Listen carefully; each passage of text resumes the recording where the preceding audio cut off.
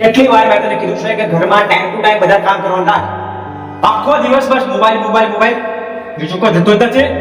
એના ખાવાના ઠેકાણા, સુવાના ઠેકાણા, જ્યારે હોય ત્યારે દરેક બાબતમાં મારે તને કહેવું પડે છે. બોલતી કેમ નથી? બોલ ને. પણ ઘરમાં કેટલા બધા કામ હોય છે, બધા કામ તો કરવા પડે ને. જો હવે પછી જો આ બધું સમયસર ના થયું ને તો નીકળી જા ઘરની બહાર. ક્યારેક જીવનના ભાર નીચે મન એટલું ભાંગી જાય છે કે માણસને પોતાનું અસ્તિત્વ પણ ભારરૂપ લાગે છે. આજે આ ઘરમાં એક સ્ત્રીનો અંતઃકરણ એવા જ તોફાનમાંથી પસાર થઈ રહ્યો છે. બહુ થયું પ્રભુ, હવે નહીં સહન થાય. જો તું પણ સહાય નહીં કરી શકે તો પછી હું તારી પાસે આવું છું.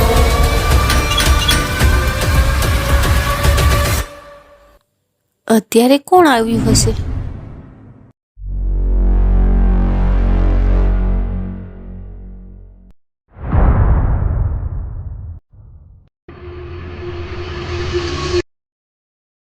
બેન, 2 દિવસથી કંઈ ખાધું નથી.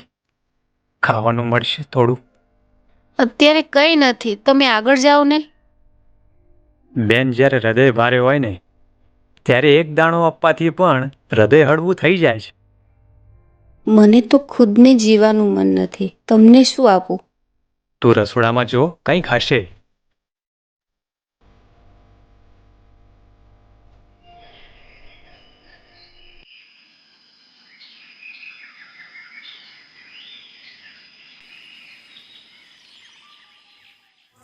આ લ્યો, જમી લો. બેન, તે ઘણા દુઃખ સહન કર્યા લાગે છે. હા, પણ ભગવાન કહે છે ને, મારો આશરો લો તો હું બધું સંભાળી લઈશ. કે મારી સમસ્યા એટલી મોટી છે કે ક્યારે પૂરી થશે? બેન, તને ખબર છે, ગીતામાં પણ કહ્યું છે, હૃદય સાફ રાખો તો બધા દુઃખો એની મેળે ટળી જશે. અને સારા કામ કરનારનું દુઃખ ક્યારે લાંબુ ટકતું નથી. જીવનનો ભાર કેવી રીતે હળવો કરવું? દરરોજ ઝઘડા, દુઃખ, મને કોઈ સમજતું જ નથી. તમને ખબર છે બેન, દુઃખ તમારો નાશ કરવા માટે નહીં પણ તમને જગાડવા માટે આવે છે. અને શ્રીમદ ભગવદ્ ગીતામાં પણ કહ્યું છે, જ્યારે અંધકાર ભરાઈ જાય છે ને ત્યારે પ્રકાશ નજીક હોય છે.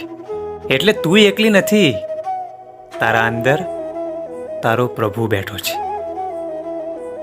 થોડું પાણી મળશે?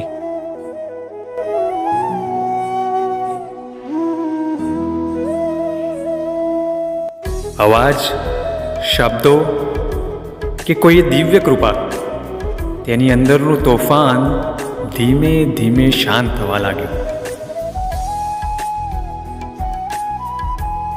હાલો પાણી. અરે, ક્યાં ગયા? કેટલાક મહેમાનો ઘરે નહીં હૃદયમાં આવતા હોય છે. કેટલાક શબ્દો માણસના નહીં ભગવાનના હોય છે.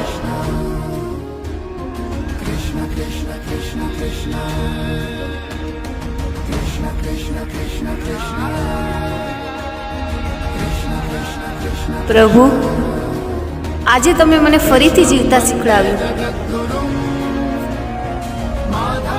જીવન અમૂલ્ય છે.